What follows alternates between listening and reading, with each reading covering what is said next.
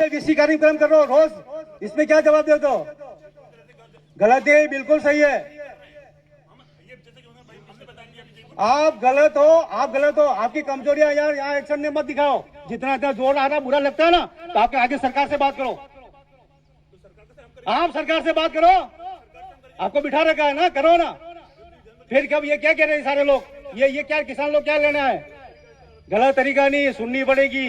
देश को आजादी दिलानी बोलने के लिए अंग्रेज, तुम अंग्रेजी क्या? तुम अंग्रेज हो क्या? तुम्हें बुरा लगा अंग्रेज हो क्या तुम? तो वाणी नहीं, वाणी बहुत बढ़िया ठाकुर साहब, वाणी पे मत जाओ। जो समस्या वो है, समस्या ये है, इतना किसान मेहनत करता है और सब करने के बाद पानी भी बहुत मिलता है, अनाज भी बहुत कमाते हैं, भाव नहीं मिलता है। अभी एमएलए साहब ने कहा कृषि मंडी, तो कृषि मंडी 40 साल कांग्रेस ने खुलवाई थी इससे पहले। इसके बाद हमारे स्वर्गीय गौतम जी विधायक थे, इन्होंने 5 बीघा जमीन 2 बीघा जमीन आवंटित करके ऑफिस बनाने के लिए कहा था, वो भी ऑफिस नहीं बना। आपके कलेक्टर के ऑफिस की कमजोरी, क्योंकि कृषि उपज मंडी जो विभाग है वो किसके अंदर पड़ता है? अध्यक्ष तो कौन है? कलेक्टर ही होता है सभी विभागों का। क्यों नहीं सुनता है? क्योंकि उनको पड़ी नहीं।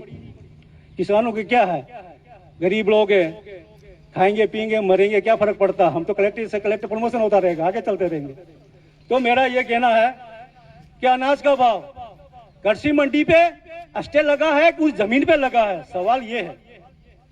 सब लोग कर रहे हैं, सभी जनप्रतिनिधि चिल्ला रहे हैं, जुलूस निकाल रहे हैं, हमने जल्दी कृषि मंडी खोल दी। कोई बात, बहुत अच्छी बात है, खोल दी, तो फिर स्टे क्यों आ गया? अगर कृषि मंडी पे स्टे है या उस जमीन पे है, अगर जमीन पे है तो जमीन छोड़ो ना। हमारे दरिया में बहुत सारी जमीन है, कहीं भी कृषि मंडी के लिए अलॉटमेंट करा दो। हमें तो किसान की कृषि मंडी चाहिए, भाव चाहिए। उसी जमीन पे क्या ऐसा मिल रहा है हमें? लेकिन चलो फिर भी इस पे राजनीति पापड़ सेक रहे हैं, सेको, कोई दिक्कत नहीं। हमें यह कहना है कि कलेक्टर साहब होते हुए कितनी बैठक होगी? 50-30 बैठक होगी दरियावत में। यहाँ पे हर बार कलेक्टर साहब आते हैं, हम यही कहते हैं कृषि मंडी खुलवाओ, कृषि मंडी खुलवाओ। कलेक्टर साहब घटी हिलाते हैं यूँ, हाँ खुलवा देंगे। और कुछ कहते हैं तो बुरा लग जाता है। अरे किसानों की बात बुरी क्यों लगती है आपको? आप ईमानदारी से काम करो, ये कमीशन खोड़ बंद कर दो।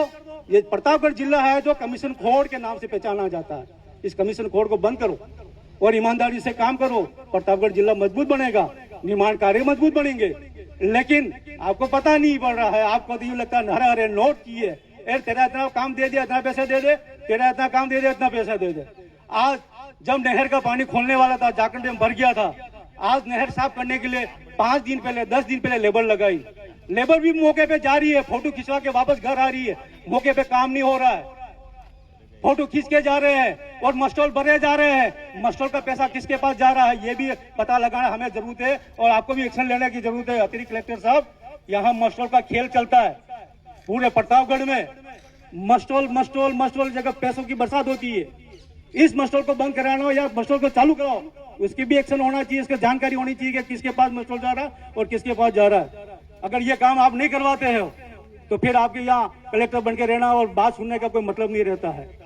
आप किसानों की बात नहीं सुनते हो, आप गरीबों की बात नहीं सुनते हो, जनता की बात नहीं सुनते हो, सिर्फ लाशा बन के बैठे हो और बातें करते हो बड़ी हाँ। और कुछ किसान कुछ बोल के बोल देता है, ये बात गलत है, ये बहुत बुरी लगती है। अरे कहाँ के लिए बुरी लगती है? नहीं, बहुत सही कह रहा हूँ, बहुत सही बोल रहा हूँ। हमारे भाइयों को बुरा नहीं लगना चाहिए। सबके मुंह बिगाड़ो मत। जनप्रतिनिधि हो, सब जनता के नेता हो, सबकी जनता के सेवक कर बैठो, सबकी जनता के नौकर हो। तुम ही मुंह बिगाड़ रहे हो, फिर जनता किसके पास जाएगी?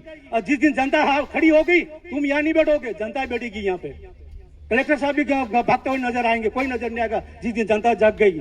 मैं यही कहना चाह रहा हूँ, जब तक जागो, नहीं तो ऐसे कलेक्टर आते रहेंगे, ऐसे एमएलए बनते, नया एमएलए बनेगा, तैयार बनेगा, चौथा एमएलए बनेगा, एमएलए पे एमएलए बनते रहेंगे, कोई काम नहीं होने वाला है। जब तक तुम खुद नहीं बोलोगे, तुम खुद एमएलए नहीं बनोगे, तुम खुद सरपंच नहीं बनोगे, जब तक खुद कलेक्टर पैदा नहीं करोगे, तब तक यही बैठे रहोगे, तालियां बजाते था राणू की तरह, तालियां बजा के चले जाना और ये मजे करेंगे ऐस आराम। सरकारी गाड़ी, सरकारी डीजल, सरकारी तनख्वाह, फिर भी कोई काम नहीं कर पा रहे ये लोग।